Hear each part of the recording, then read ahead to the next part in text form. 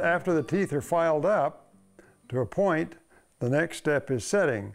And before I actually do the setting process, what I do is to take a small stone, a carborundum stone like this, and go over the back sides of the teeth carefully to take off any burrs that were developed by the filing process.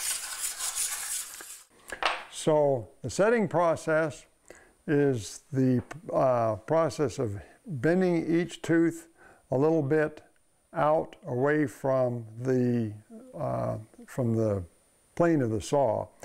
Okay, the three tools that I use for setting are a spider, which has 4 legs, and one of the legs on the spider is slightly shorter than the other 3 legs. The second tool I use is an anvil, which I use to back my hammer up, and I strike the tooth with a hammer and bend it over the anvil. First step, put the spider on the saw, run it across. If it touches the tooth, you know you've got too much set in it. If it doesn't touch the tooth, then you know that there's either just enough or not quite enough. When I'm doing this, when I'm actually setting, it's a good idea to actually put a piece of leather or some other protection on the saw under your arm area, so that there's no chance of getting yourself cut with the teeth. I actually lean up against the saw like this when I'm doing the setting. So put the spider on there, move across there. This particular tooth, I'm feeling no resistance, so I know that that tooth probably needs a little bit of set in it. So I put the tip of the spider right on the tip of the tooth, and I rock it back and forth this way. If I get a little bit of rocking, then I know that I need to put some more set in it. The tooth needs very little set. You actually probably won't be able to even see that spider moving back and forth. It's entirely done by feel. This particular tooth, I can see a little bit of motion, and I can feel that it's ticking on the tooth. So what I do when I'm using these 3 tools, I try not to put them down because there's a lot of back and forth motion. If you have to put one of your tools down, you lose quite a bit of time. So what I do, I measure the set, I palm the spider, switch sides for the anvil, put the anvil about 1/4 of an inch below the tip of the tooth, and then strike the tooth with the hammer slightly above the bevel that's on the anvil, so that it bends the tooth over that bevel.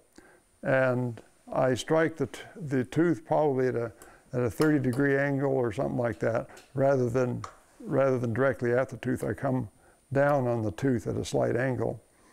And I find that it helps a lot when I'm setting for accuracy, rather than move my hammer from the elbow, is I actually move my hammer from the wrist and give it kind of a snap action. It makes me a lot more accurate than moving it from my elbow. So when I'm putting set in, I just give it a couple licks, swap the anvil, get my spider out, and check the tooth. Well, I put too much set in at that time. It's actually hitting this tip of the spider. So now I need to take some set out of that tooth for it to be correct. To take set out of the tooth, rather than having the anvil 1/4 inch below the tip of the tooth, I move it up to where it's almost to the tip. And then what I do is to move the bottom of the anvil away from the saw a little bit to give bending room to take the set out. And I move the hammer down the tooth a little bit to put a reverse bend or torque on that tooth. So I give it a light stroke and test it again. Still got too much. And what I was doing there to figure out whether it had too much, I ran the spider across the tip. I feel it hitting, and then what I'll often do to measure how much too much is in it, I'll put the tip right on the tip of the tooth, and then with these 2 fingers that are on the spider, I'll try rocking it this way around these 2 points and get an idea how much too much sets in it. So I'm rocking it back and forth around the 2 end legs.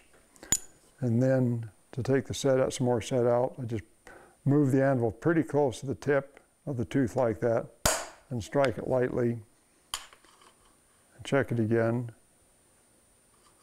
And it's still just a skosh too much. Okay, and that's the basic process to setting a saw.